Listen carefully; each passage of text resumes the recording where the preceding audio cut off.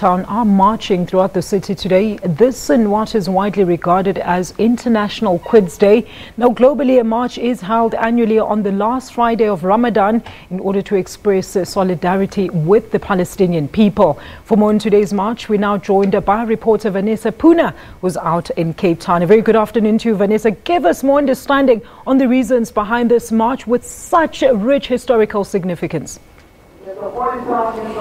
Yes, good afternoon to you. So the march has arrived at Parliament, where in a short while a memorandum will be handed over to a government representative. And of course the Quds March has at least a 40-year history, if not longer. Organisers of this march earlier telling us that it is not just in support of the people of Palestine, although there is a strong focus on Palestine at the moment. It's in solidarity with all the oppressed people across the world. Now, a short while ago, speakers starting addressing those gathered here outside the gates of Parliament, and I've made a few notes. If I can just, for example, note a couple of what he had said. For example, saying that calling for South Africa to cancel all trade with Israel, calling Israel an apartheid state, also saying that nowhere in the world do millions of people live in exile the way they do in Palestine. Of course, this is just a few of the statistics that have been given to us from behind the flatbed truck here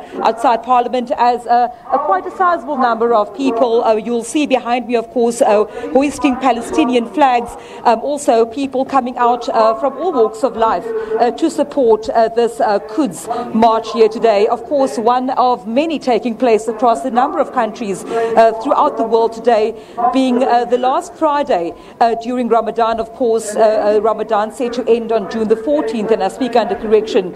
That's, of course, when Eid will be taking place. So it's the last Friday of this month of fasting for the Muslim communities around the world.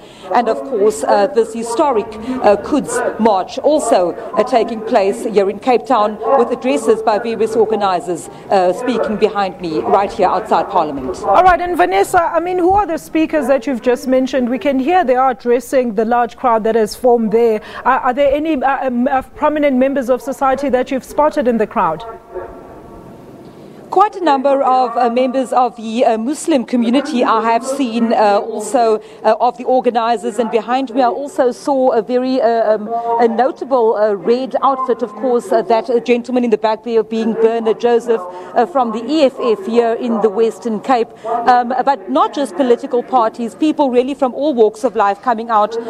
Very difficult to gauge at this point if people are not wearing party regalia or are wearing T-shirts, for example, with their organizations on there. But yes, definitely quite a number of community members coming out to support this march, and also coming out to listen to the address by organizers condemning what they call the apartheid Israeli state, and of course also strong condemnation we've heard directed at the United States, particularly after the US Embassy movement from Tel Aviv to Jerusalem. And of course this is one of the focuses and of course one of the messages coming through strongly here at this gathering outside Parliament. Vannessa, I mean, the Palestinian issue, particularly in Parliament where the people are marching, I mean, we've seen it gain traction only when there's certain incidents that have taken place or there's unrest in Palestine. But who's receiving the memorandum, and what are they going to do with it from this point on? I'm not quite certain which representative from government or the Department of International Relations will be accepting the memorandum. I'll ascertain that in a short while. But what I can tell you is that at this stage, early on speaking to one of the organisers from the organisers of this march, saying that they are asking government to take a stronger action against Israel.